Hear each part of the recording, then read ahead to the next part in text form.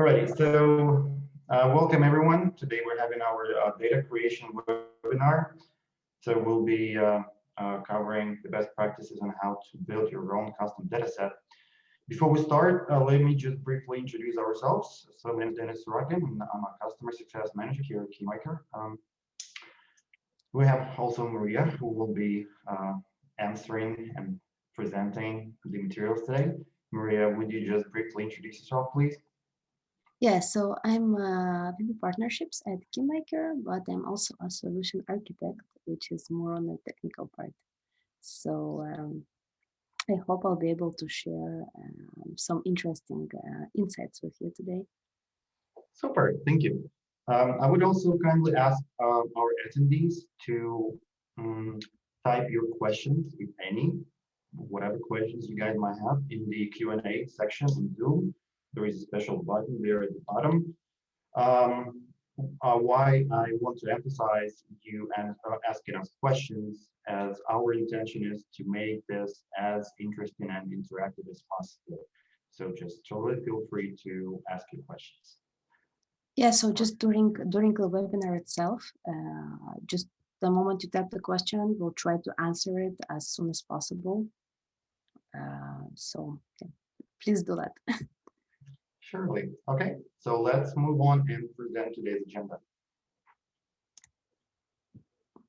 Alrighty, so we are talking about, so our webinar will take about 20 to 30 minutes, about half hour, and we will be covering this 8 topics today. We will be starting with definition of the actual training data and the industries that actually require the training data. When talking about data, we'll be covering the types that exist now. When talking about types and data itself, we'll cover the most common issues that you might experience with collecting data set. While talking about issues, we'll be also covering the topic of making a good data set. So what are the requirements, or even better to say, what are the best practices? Now, when building the data set, you might run into a question, basically, what if the data set doesn't exist? So what should you do in that case? And after all, the cherry on top will be a validation process of your data set. Maria, shall we? Yes, so let's begin. Okay, so okay, so let's start. Okay, so basically, we're about to talk about the computer vision and artificial intelligence data set creation. So let's start with the beginning, right? First things first. So what is the trained data set and why is it actually needed? Okay, so training, I'll stop my share for a moment. Training data sets, well, great thing, but why do we need them? So first of all, supervised models, computer vision supervised models would simply will not perform correctly or not perform as good as without training data. So for example, if you have a model that's very sophisticated, unless it has some training data, it will not be able to perform its tasks. It's like basically having a very smart person doing some thing, but have no experience in it whatsoever.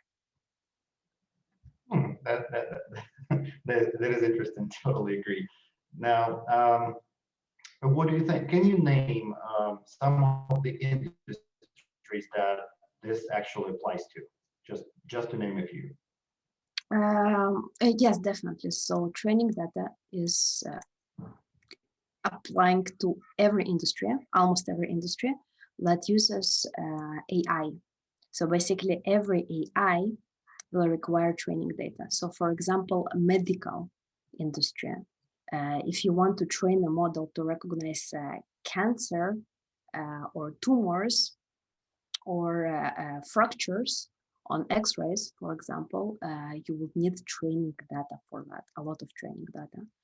So another industry, for example, security or face recognition or automotive, autonomous driving especially, would requiring a lot of training data. But basically every industry, even like construction and retail and many more. So basically, almost everything. Again, I Yep, don't want to say almost every. everything that has AI. That total answers it. Thank you. Thank you. Now, talking about the training data, what are the types of the actual data? Oh, it really depends. So if we're talking in this webinar, we'll talk about computer vision, which means videos and images. But there are so many different types of training data. It can be sensory information. It can be tabular data like Excel spreadsheets or market statistics, for example, or so also as data can be classified. There is basically two main types of data. First type is real life training data, which means ground truth. And the second is synthetic training data. Synthetic means it was created by algorithms or it was created in some way that is not real, but it simulates certain scenarios. Nice. Thank you. So, nice. So basically covering the industries, covering the types. Now, let's move to bad things. Well, not to say bad things, but issues, right? So what might be the issues with your data? Okay, so there are a lot. So I'll break it down to two parts. Sure, thank you. First of all, like high level issues. First, if let's say you need to create training data, you need to get training data somewhere, you can create, gather it. So that can be, if you do it yourself, that can be pretty expensive, or you just can't create. Then other options are finding it, but when you find or source training data, there can be issues like legal restrictions, which a lot of companies face right now, and a lot of companies get sued for violating privacy privacy of people or institutions by trying to collect training. Well, not necessarily training, but trying to collect data. Parts of this data is training data. Another issue, also high level, it's hard to find, or it just doesn't exist. So that's like very general. Now going to specific cases. So for example, yes, there is training data. Yes, you can find it somehow. So first issue is low quality, or is just not enough, or the data is biased. So for example, a very common case for face recognition models, that's face recognition models work perfectly on Caucasian male, and that's it. That's all they can recognize because I guess that's what people had in their office. Another pretty known issue is self-driving cars. Pretty known example. It's self-driving cars. So most of self-driving cars are perfectly capable of driving in California, but that's about it. And of course, the reason for it, they're developed there. They collect the training data there, but not anywhere else. So that would be a bias. That would be biased data. So that's a nice restriction, let's say, right? So on one hand, we have just a specific type of people, right, or by race or by basically sex that we're limited to, or let's say we're geographically again having the legal issue of this, as you mentioned, we have self-driving cars in California only. All right. Okay. So if we dodge it, right, or avoid it, so what will be the options, or what is the most important thing to remember when you're trying to make a good, perfect data set? Um, okay, so actually, I'll just share my screen for that. Please. Can you see my screen? I can see it here. Okay. Sorry? Yeah, I can see it here, so we're good. Okay. Okay, basically, what are the characteristics of good data set? First of all, it has to be variant, it has to be variable, it has to have variance, which means include different things. Then it has to be high quality data, because if it's just some data that is not really relevant or not really fit for the model, that would not go. But that's kind of obvious. Another thing which is very important is the amount of training data. Now I'm not talking about, let's say, people per image or cars per video.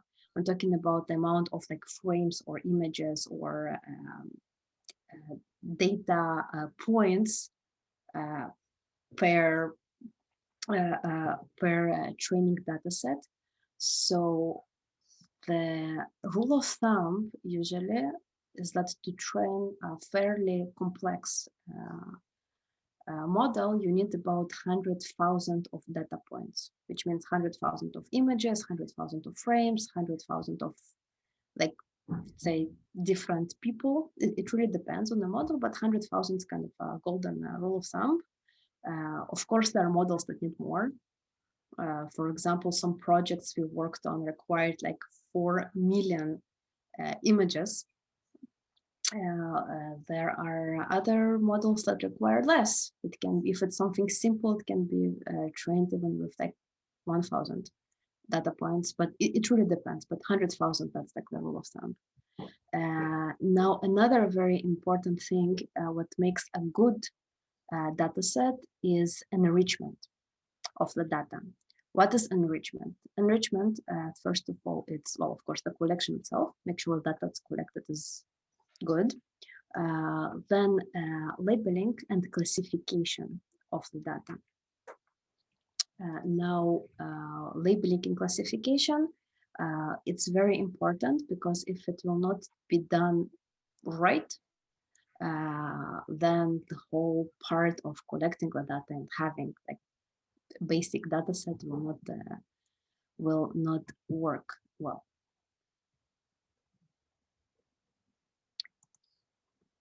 All right. Are there any biases or basically, if you can elaborate more on the bias on collecting the data? Yes, definitely. So biases, as you mentioned before. So, for example, when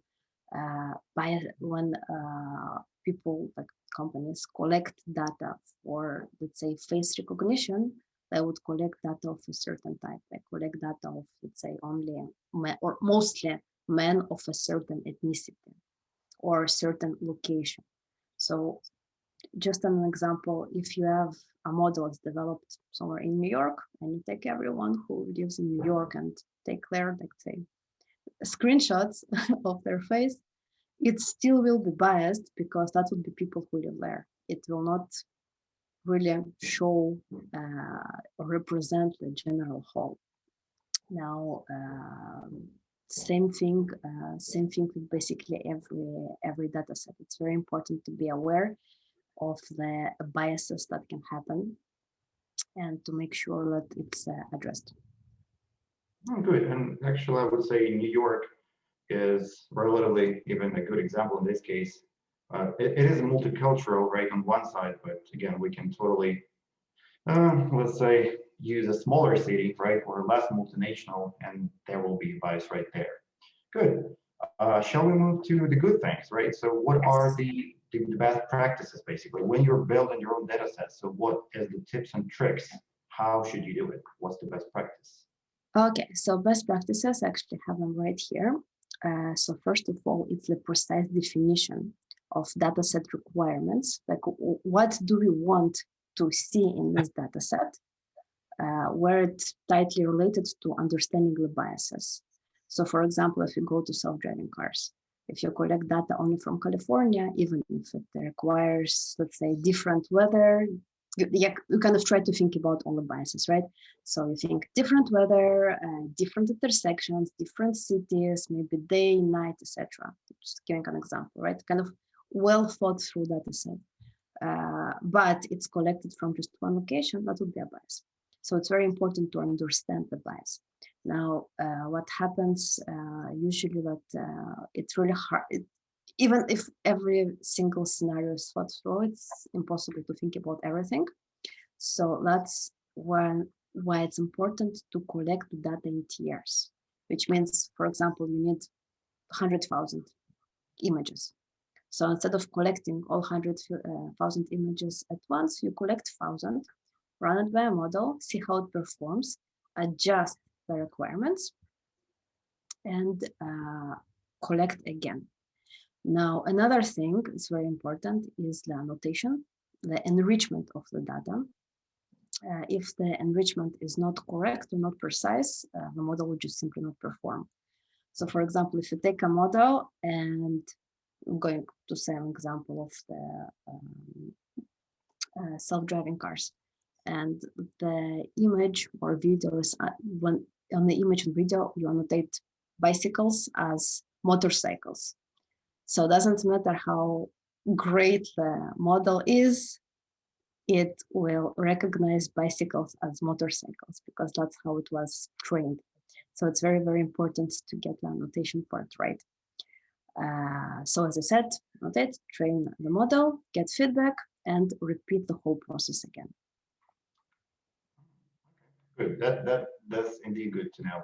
Basically, start, do something really good, and repeat it to basically ensure that your result is perfect or close to perfect. Good. Now, basically, my next question is, I wouldn't say it's a tricky one, right? But I'm asking questions here. So, basically, how would you acquire or where would you take the data for machine learning? So, where's the magic place to take this data from? Okay, so there are a few ways to acquire data. First thing, I would say the easiest thing to do is to create it yourself, even as a small sample, small little sample.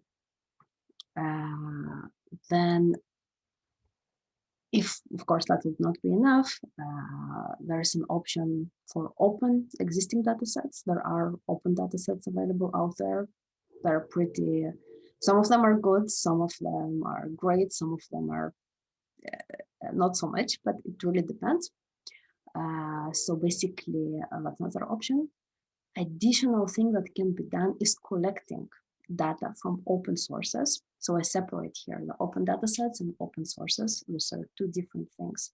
Open datasets, it's already data that was labeled or partially labeled and classified. Open sources is just like anything out there online, like for example, images on Splash, for example, that would be an open source. So collecting data from there.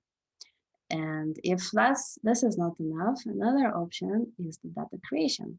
So we can actually create the training data.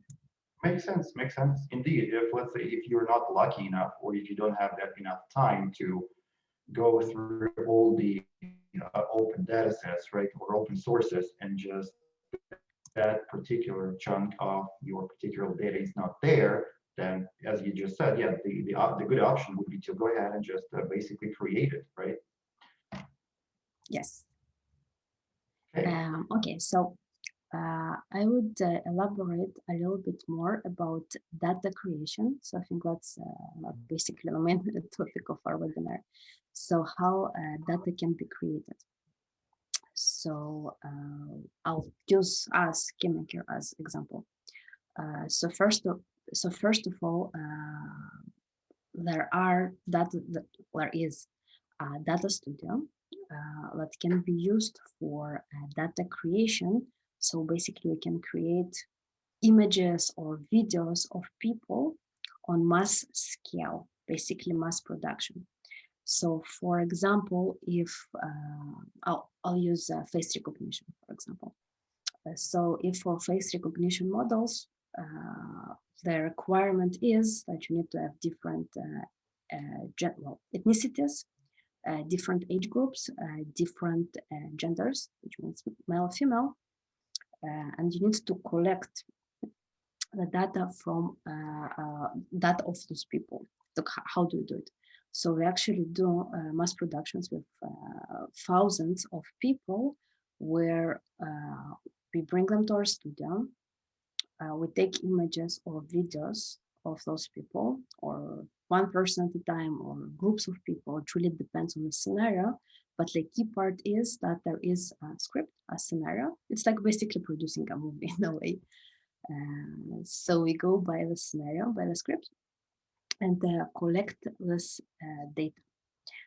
So why why this is done this way? Why not to go to Facebook and collect images of people from Facebook, for example, It's or legal, Instagram? right? Possibly Sorry? it's a legal issue. Possibly there's a legal issue, right? Facebook is Yes, open, but yes, yes. So why? So yes, why it's there's like this whole production in place? Why there is a need for that when you can just go to Facebook and screenshot profiles of people? So the key part here is legal and privacy protection. Currently, privacy of people and use of personal data is a very sensitive topic. And a lot of companies getting, big companies, we all know, are getting sued for violating people's privacy by taking their images and using their images in an illegal way without their consent, taking personal data. There are many different things, but from a legal perspective, just even using data for training data can be, again, depends on regulation, depends on location, also location of the company, location of where data was collected from. That can be not very applicable. So when we are doing the production, there's no such issue. There's no legal issues because people's privacy is not violated, and each person is giving their consent, their personal consent for collecting their data. Which is very basically a deal maker or a deal breaker for many companies for using training data. Now, another thing why to do a production is if you have a specific scenario or specific demands for the model, it's kind of hard to do or to find out there. So basically, we start with a specific scenario, work on it, create the training data. Then, when this training data is run by models of the client, we can actually go back and adjust the scenario and create the new training data according to the adjustments that were made, which basically goes back to the best practices of creating training data is in tiers. Okay, yeah, so basically that's this about. way we're dodging. I'm sorry, I just wanted to add that basically this way we're dodging all the, as mentioned, the legal issues, right, of cropping or taking just screenshotting people from Facebook. So basically, a data creation option on data creation studio basically helps with this. I just wanted to ask if we have any questions from our participants today, as you guys are really quiet. Don't be. Type your questions, if any. Well, I hope there will be some. Okay. Back to you, Maria. Okay, sounds good. So yes, so that was just for we were talking about production studio. Another ways to create data. For example, there are really so many. So for example, we're setting up cameras on vehicles in cabin or outside of the vehicle and drive around and record videos of the road or record videos of in-cabin behavior. There are drone footages where we have drones like flying around, let's say, construction site and collecting data. There are also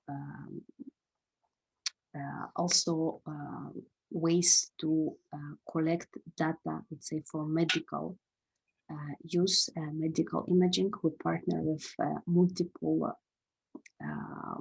facilities where we can collect medical data. Of course, it's anonymized, all of it, so we can collect medical data as well. Another things that are kind of creative in a way is, for example, retail, collecting data for retail, where we partner with supermarkets that place cameras in the supermarkets, and each person that goes into supermarket signed a consent that yes, I allow my personal data to be collected. So it's just interesting use case of setting up a data collection, data creation production. So I see we have a question here. Thank you. I have a question from Jose. So Jose, can you extract data from video files like surveillance cameras? Yes, absolutely. Absolutely. So extract, if you mean annotating the data or collecting the data. Basically, we have, actually I'll address both. So collecting data from surveillance cameras, yes, absolutely, it's possible and it's being done. Then what's happening usually to this video? So for example, there's like a video camera in a shopping mall, for example. So this camera goes for hours and hours or whatever. Then what we do with this video, we cut the relevant parts out of it and annotate the relevant parts. And the annotation would be according to whatever model needs to recognize, if it's like each person is marked in a certain way, or they want to detect objects or detect behavior. So it's really flexible, it really varies, it really depends. But yes, definitely, it's a very common scenario. Hopefully we answered Jose's question. So actually, far, no. Yep. No. Second part, we're good. Second, I want to show a couple of examples of the data that was created in our studio. So that's for emotion recognition. We filmed a little video of people doing movements, smiling, trying to express different emotions, and the video is annotated with a simple face annotation. It's points. Well, basically collecting. Maria, and when you say, I have a question. Yes. I have a question on the previous annotation with the lady. Yes. So when you said simple, basically saying simple means there are not that many points that we used to annotate, yeah. Correct? Yes. So that's very simple annotation. There's even more simpler annotation on this, which is like 5-point annotation. But when we're talking about videos or images of people's faces, there are multiple types of annotations. The one that I'd say the most common one, let's say complex but common, is 68-point annotation, where the face is marked around with points, 68 points, and these points are strategically placed. So that's one. Then also there are different annotation types where you measure the angle of the face, the axis. So it's really varies. So here that's pretty simple. Just cool. Thank you. Simple here. Yep. Well, yeah, I see here we have a question from Andres. Which measures you have taken to be legally safe? Okay, so thank you for this question. It's a great question. So what we do is for when we collect data, let's say we film videos like this, with each person signs a consent, a personal consent that says, yes, I agree for my data to be collected and distributed in a commercial form. Which makes us protected and the company that uses this data protected as well. Okay. So I'll just go through a couple more examples. Okay, so here we have videos with dash cameras. If somebody from Toronto here will recognize it. another example of video being annotated and collected. Sorry, here we have lane detection. So the purpose here, just recognize the vehicles and recognize the lane. So there's the lane detection models here. Okay, that's an interesting one. So here we have skeleton annotation of people in cabin, where each frame, and each frame we want to know how they are moving and what they are doing. So that's basically for in-cabin, as I said, in-cabin recognition. Here, just an example of shopping mall. In this case, again, we just have a person tag, but obviously we're totally capable of taking just everyone, not depending how. Yeah, it's just an example. Yeah, just an example. So here we go. I have a question. Yes. I see. Okay. How do you, 1 second. Okay, Arijit, thank you. How do you read the future of human intervention in data annotation with advanced automation platforms? Okay, so depends what you mean by automation platforms. So if you're talking about annotation, automated annotation, then there are automated annotation platforms.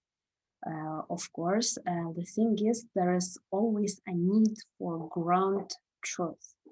And the moment we have machines creating ground truth, it's basically machine teaching a machine. And if there's a mistake there, if there is some bias there, it will be just carried on, and the whole model or the whole performance of the system would be wrong eventually.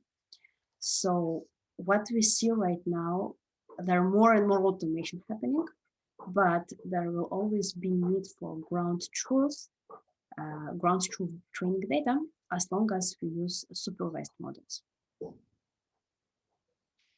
I hope that answers the question. All right. I believe we are running to the end of the slideshow, so I say let's give a chance to someone else to type their questions, if any. I'm not that perfect with Zoom. I cannot really tell if someone is typing, and that's the one question, but I don't know, give a few seconds for people to type their questions, if any.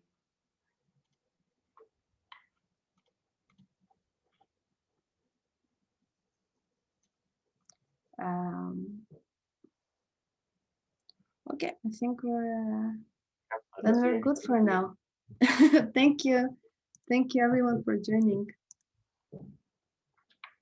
Alrighty, guys, thank you. Thanks for coming. Basically, that's about it for today. And obviously, feel free to join us for our upcoming ones, as we will have more. Okay, thanks. Bye-bye. Thank you.